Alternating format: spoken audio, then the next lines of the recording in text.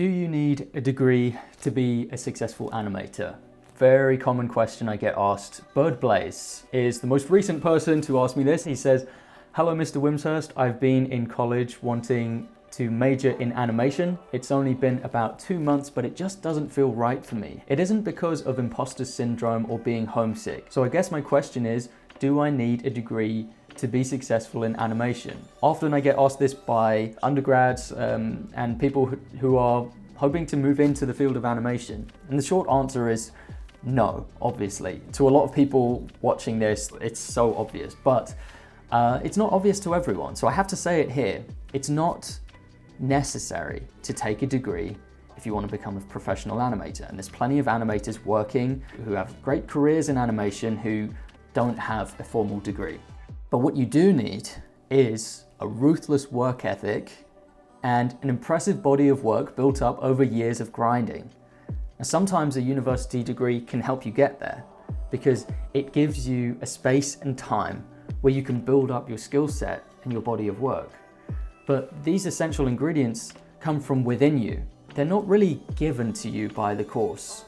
They're not handed out by your professor. You can't be passive in one of these courses. You have to be an active learner. You have to be doing active things to learn. The teacher can just provide you the information, but then you have to apply that. Sometimes a degree is worth it purely because you're buying time away from your parents. And typically here in the UK, kids get sent to live out by themselves for 3 or 4 years on a university campus. And the parents are happy with this because, you know, you're getting a credential at the end of it, and that supposedly improves your employment opportunities. So the parents are happy, but you are also getting this important time away from that pressure. The pressure to either get credentials or get a job, you know, and that's not a good environment for developing your skill set in animation. You want a creative environment where you have time to think and to practice. Now, the parents' view in this case, when it comes to college and university, it usually misses the important thing in this career field. You don't need a fancy piece of paper to get job opportunities. What you need is at least 3 to 5 years of total immersion to this craft. And how are you supposed to get 3 to 5 years of total dedication and immersion in your craft if you're at home with your parents on your back about getting a qualification or a job? So that's where moving away from home, for however much it costs, can be advantageous. But of course, it doesn't have to be as simple as that. There's a lot of other questions that it's useful to ask here. Is a degree for everyone? No. Is a degree worth the money? Depends. Mostly no. Can going to university be fun? Yes. Will you learn things at university about your craft and about life? Yes. But that knowledge is rarely exclusive to university. You can learn it by other means. Will your parents approve and even support this move to college or university? Most likely, yes. Higher education is built to please the parents, not the students. So what do you actually gain from a university degree? Well, you gain a lifestyle, you gain a schedule, which can be very valuable depending on what personality type you are, and you gain accountability. If you don't hand in the assignment, you're going to be in trouble. And time. This thing I keep coming back to, time. It's very valuable. It's your most valuable thing. And you gain time and space to think and to study and to practice and to fail. And that's very important to the development of an animator. Now, if you can create those things outside of a university course, if you think you can create a schedule for yourself, if you think you can create accountability, and if you think you can create time, if you can buy yourself time, that's the bare bones of what you need, really, for your development as an animator or as an artist. So some alternatives. I'm going to present some alternatives to university here.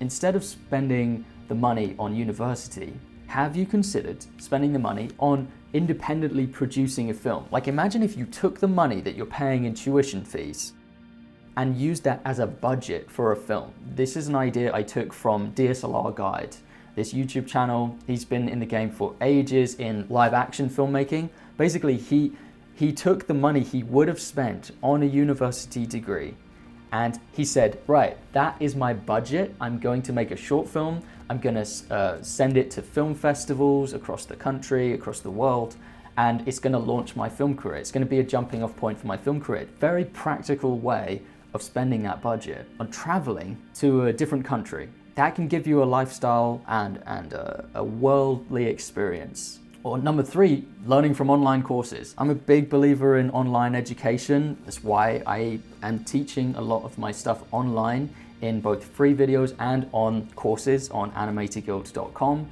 And I absorb a lot of information online.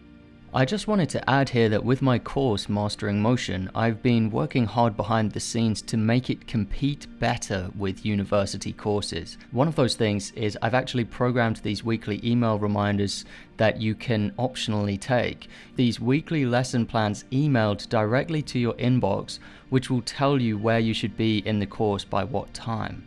It's like a schedule for you to try and keep up with. It keeps that momentum going. So that's just one of the ways I've been making these online courses that gives you some of those extra benefits that you would normally get with a full-blown university course. That accountability and that structured schedule. And number 4, paying to shadow your role model. Now with number 4, I got this idea from Chris Do. He's one of my online role models, and I consider him a mentor, even though he doesn't know that I exist.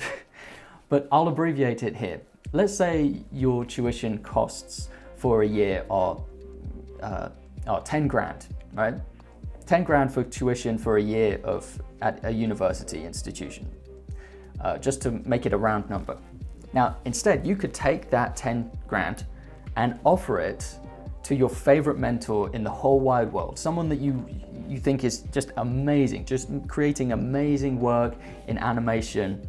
Maybe it's a designer, maybe it's a studio director who's creating amazing work, who seems to be light years ahead of where you are right now. And you say, I want to pay you 10 grand, and the only thing you have to do is let me work for you. Let me absorb the information, let me follow you around the whole place.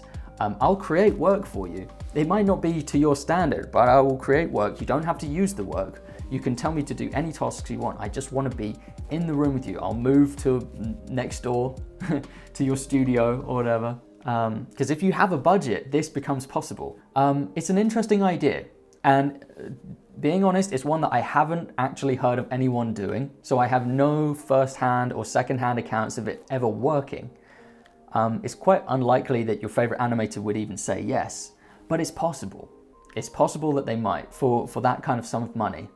And it would be an interesting experiment. So I took that one from Chris Do. I think it's an interesting idea, worth considering. If you have someone, if there's someone in your mind who you think, that's the guy I want to learn from. It would be someone whose methods are quite obscure, are quite secretive, but who is just killing it in the game of filmmaking or art or whatever it is you want to do. Okay, I'm going to change it here. This is my final message. I think this is really important. You and me, we're not talented enough to just breeze through life without putting in the effort and dedication, and then to just expect to get the big rewards, the creative satisfaction, the notoriety, the money. Like, I'm not special like that. And the chances are you're not special in that way either. I mean, sure, you're special, you're unique, but you don't have superpowers in that way. At every step of the way, you have to be active in the pursuit of your goals. Take active decisions, and you got to try really hard with this. All of these solutions, potential things you can do, they all take work. They take a lot of work and a lot of dedication. If you drop out of your course, drop out for the right reasons. So here's some examples of the wrong reasons you would drop out of your course. I found it challenging. It's not a good reason. I missed my homies. You know, that's a shame, but it's not a reason to drop out, you know? I got frustrated with my slow progress. Not enough of a reason to drop out. I got distracted by something arbitrary, you know? New game came out, I fell behind in the class. Not a good enough reason. Now, the right reasons you could use to drop out of a course. The course turned out to be a 3D course, but I'm passionate about 2D.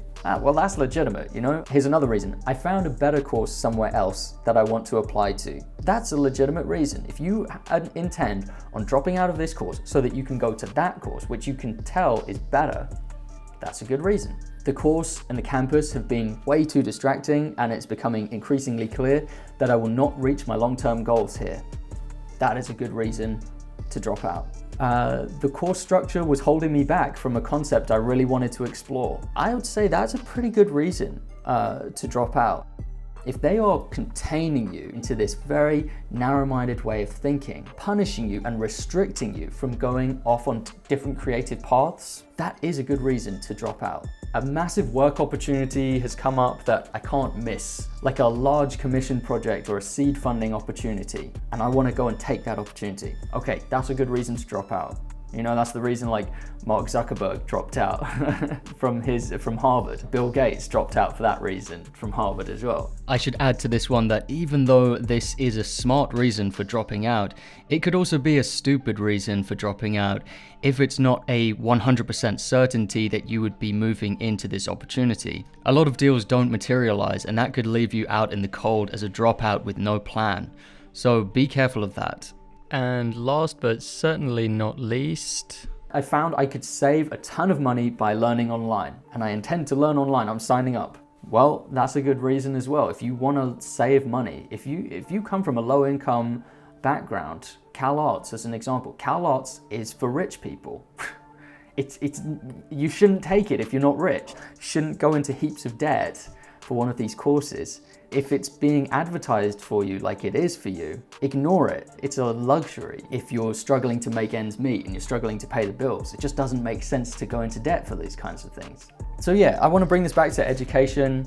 I am biased, of course, in two different ways. Like, as someone who runs an online school which teaches the craft of 2D animation, I personally am a big believer in the power of online education and the efficiency of online education. It's efficient. It gets you the information that you need without all the rest of the stuff, the uni experience, the dorm rooms, food and accommodation. But I did also have the privilege to go to university and get my degree in 2D animation. So I'm biased on both sides. You know, I can see both sides of this. I liked my degree. I liked my time at Portsmouth University taking a course in 2D animation. I've never had to really show my credentials to any client or employer. So the qualification itself doesn't really matter, but the time I spent there, I learned a load of stuff. During those 3 years, I put those 3 years to good use. So I'm not gonna push you in this video to drop out or to stay, but hopefully this gave you some points to think about and to make a clear decision. All right, see you in the next video. Goodbye.